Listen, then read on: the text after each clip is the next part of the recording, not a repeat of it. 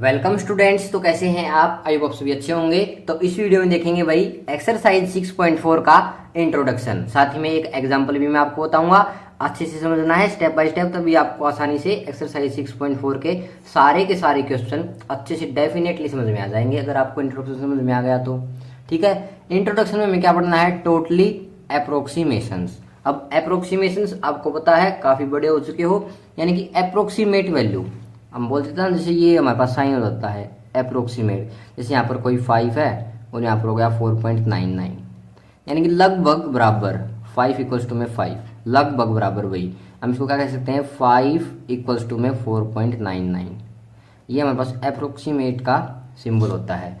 ठीक है, लगभग बराबर। गर्मी बहुत है भाई, पसीना आया हुआ है, अच्छे से समझो। देखो भाई, शुरू करते हैं। आपने अब तक क्या पढ़ा? डिफरेंशिएशन। ठीक है, जैसे मान लेते हैं ये हो गया आपके पास कोई फंक्शन y इक्वल्स टू में एफ ऑफ एक्स। अब डिफरेंशिएशन क्या होता है? डी वाई अपॉन में डी एक्स, या आप उसको क्या बोल सकते हो भाई? F dash x. ठीक है, और या ऐसे भी आप इसको डिनोट कर सकते हो। अब इस चीज का मतलब समझो, यहाँ पर डी वाई अपॉन में डी एक्स, डी वाई का मतलब स्मॉल चेंज इन वाई, और डी एक्स का मतलब स्मॉल चेंज इन एक्स। ठीक है, स्मॉल चेंज इन एक्स, और इसका मतलब हो जाएगा स्मॉल चेंज इन वाई। अब डी वाई अपॉन में डी एक्स है, यानी कि एक्स में अगर कुछ इंक्रीजमेंट किया गया तो वाई में भी आपके पास कुछ चेंज आया। अब कितना चेंज आया उसको हम कैसे डिनोट करते हैं? डेल वाई से। अब ये डेल वाई आपको अच्छे से समझना है, डेल वाई। अब डेल वाई को मैं क्या बोलूंगा? कितना चेंज आया, तो उसको हम कैसे लिखेंगे?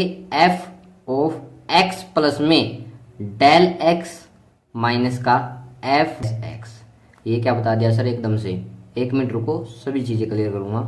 लेट कर लो आप, लेट y इक्वल्स टू में एफ ऑफ एक्स। ये आपके पास बहुत ही इंपॉर्टेंट है, सारे क्वेश्चंस में लगभग आप स्टार्टिंग के जो क्वेश्चन करोगे, फर्स्ट क्वेश्चन में 15 पार्ट हैं, लगभग यूज होगा भाई। ठीक है, हमने यहाँ पर क्या कर लिया? लेट कर लिया y इक्वल्स टू में एफ ऑफ एक्स। अब एक बात समझो, डेल y अपॉन में डेल x, यानी कि small change in y with respect to small change in x किसके इक्वल होता है? dy अपॉन में dx। ये तो आपको पता भी होगा, अगर नहीं पता तो मैं बता देता हूँ ये कैसे आया। फर्स्ट प्रिंसिपल आपने पढ़ा था, एफ डैश एक्स लिमिट की फॉर्म में अगर मैं इसको लिखूं तो limit x tends to 0 f of x plus del x minus का एफ ऑफ एक्स अपॉन में डेल एक्स। यहाँ पर h था, यहाँ पर x हो गया, कोई फर्क नहीं पड़ेगा। dy अपॉन में dx क्या हो जाएगा आपके पास भाई? Nearly f of x plus में डेल x माइनस का f ऑफ x अपॉन में डेल x। अब ये जो चीज है ये हमारे पास y के इक्वल है, ये पूरी।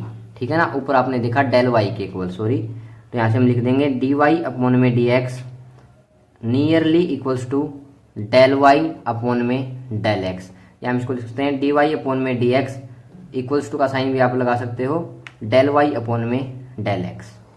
ये चीज़ आपको समझ में आएगी ये कैसे हुआ? ठीक है ना, क्लियर यहाँ तक? तो एक तो था आपके पास डेल वाई इसके इक्वल, दूसरा अगर मैं यहाँ से आपको बताऊं तो डेल वाई आपके पास किसके इक्वल हो जाएगा भाई? इस डेल एक्स को इस साइड जाओ आप, डी वाई अपॉन में डी एक्स इंटू में डेल एक्स। याद रह जाएंगे ये दो बातें। डेल वाई मैंने आपको दिखा दिया, दो जगह ये इक्वल्स टू में है, तो ये रहा और एक ये रहा, दोनों ही आपको याद होना चाहिए, इंपॉर्टेंट है, एग्जाम में पक्का आएगा इनसे एक न एक क्वेश्चन। ठीक है, अब आपने इस एक्सरसाइज में करना क्या होगा? तो जैसे आपको कोई बोल देगा, एक एग्जाम्पल ले लेते हैं, एग्जाम्पल ले लिया मैंने 21। ठीक है, एनसीईआरटी में ये एग्जाम्पल है। तो उस एग्जाम्पल में आपके पास क्या बोला है भाई? यहाँ पर बोला है कि रूट 36.6 है और इसका क्या करना है? यूज डिफरेंशियल टू अप्रोक्सीमेट, ये ऐसे बोला है। ठीक है, यानी कि डिफरेंशिएशन की हेल्प से अप्रोक्सीमेट वैल्यू निकालो इसकी। अब रूट 36 का तो आपको पता है क्या होता है? 6 होता है। क्लियर? अब इस चीज का तो नहीं पता ना, तो इसी के लिए ये हमारे पास एक्सरसाइज है। अप्रोक्सीमेट आएगी लेकिन करेक्ट नहीं आएगी बिल्कुल, लेकिन अप्रोक्सीमेट निकाल देंगे। लेट कर लेते हैं y इक्वल्स टू में रूट एक्स। सबसे पहले आपको पता होना चाहिए फंक्शन कैसे लेट किया जाएगा। अब इस पूरे टर्म को अंदर वाली को x कर लो, फिर ये रूट के अंदर x आ जाएगा, इसको हम f ऑफ x भी कर सकते हैं। ठीक है ना, अब ये हो गया हमारे पास रूट के अंदर 36.6, क्लियर।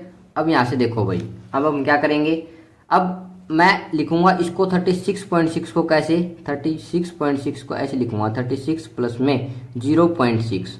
तो यहाँ से ये तो हमारे पास क्या हो जाएगा, डेल एक्स, यानी कि स्मॉल चेंज इन एक्स, और ये हो जाएगा आपके पास एक्स। ठीक है, क्लियर यहाँ तक।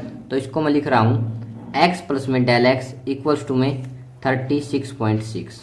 अब डेल वाई निकालते हैं यहाँ से। डेल वाई क्या होता है, अभी मैंने आपको ऊपर बताया, एफ ऑफ एक्स प्लस में डेल एक्स माइनस का एफ ऑफ एक्स। तो यहाँ से हो जाएगा भाई एफ ऑफ एक्स है आपके पास 36.6 माइनस का, ठीक है, ये हमारे पास इस चीज़ के इक्वल है, तो यहाँ पर हमने रख दिया, माइनस में एफ ऑफ एक्स है भाई एफ ऑफ 36। तो यहाँ से ये हो जाएगा आपके पास 36.6 माइनस का 6 डेल वाई के इक्वल चल रहा है ये, तो इसको इस 6 को इस साइड ले आओ, तो डेल वाई प्लस का 6 इक्वल हो जाएगा भाई 36.6 और रूट के अंदर। क्लियर। अब हमें क्या चाहिए, इसको इक्वेशन नंबर फर्स्ट मान लेते हैं, इसको आप ऐसे लिख लो 36.6 और रूट के अंदर ये हो जाएगा डेल वाई प्लस में 6 के, इक्वेशन नंबर फर्स्ट। क्लियर। अब आपने यहाँ पर एक चीज़ पढ़ी थी, डेल वाई इक्वल्स टू में d y upon d x into में एक्स। तो डी वाई अपॉन में डी एक्स निकाल लेते हैं यहाँ से। रूट एक्स का कैसे निकलता है, 1/2 रूट एक्स, तो यहाँ से हो जाएगा 1/2 और रूट एक्स है आपके पास 36, तो इंटू में आ जाएगा आपके पास डेल एक्स यहाँ से देखो आप क्या है, डेल एक्स है 0.6, तो 6 अपॉन में 10 लिख सकता हूँ मैं इसको। ये हो जाएगा हमारे पास 1/2 इंटू में 6 इंटू में 6/10, इस 6 से इस 6 को काट दे, हो जाएगा 0.05, 1/20 आएगा, जो कि हमारे पास किसके इक्वल होता है 0.05 के। डेल वाई आपके पास क्या आ गया 0.05, तो यहाँ पर रख दो 0.05 प्लस का 6, तो ये हो जाएगा 6.05। ये आ गया वो आपके पास अप्रोक्सीमेट।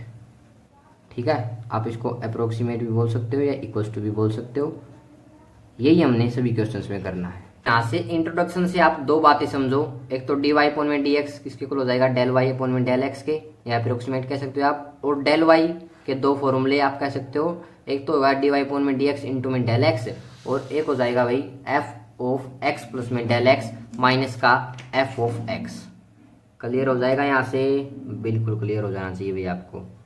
तो ये था आपके पास एक्सरसाइज 6.4 का इंट्रोडक्शन। मैंने आपको एक एग्जाम्पल भी समझा दिया इसमें, आई होप आपको अच्छे समझ में आ गया होगा। अगर फिर भी थोड़ा थोड़ा नहीं समझ में आया, मान लेता हूँ मैं स्टार्टिंग में हो जाती है प्रॉब्लम, तो आपको क्या करना है, क्वेश्चन करने हैं। क्वेश्चन आप करोगे ना तो आपको इजीली आएगा भाई, सब कुछ आएगा। ठीक है, एक बार इसको देखो इंट्रोडक्शन को, फिर क्वेश्चंस पे आओ, मैं आपके साथ हूँ। ठीक है, क्वेश्चन भी कराऊंगा आगे। तो अगली वीडियो में मिलते हैं क्वेश्चंस के साथ, तब तक के लिए आपको क्या करना है, इसके इंट्रोडक्शन को रिवाइज करना है। Okay, thank you.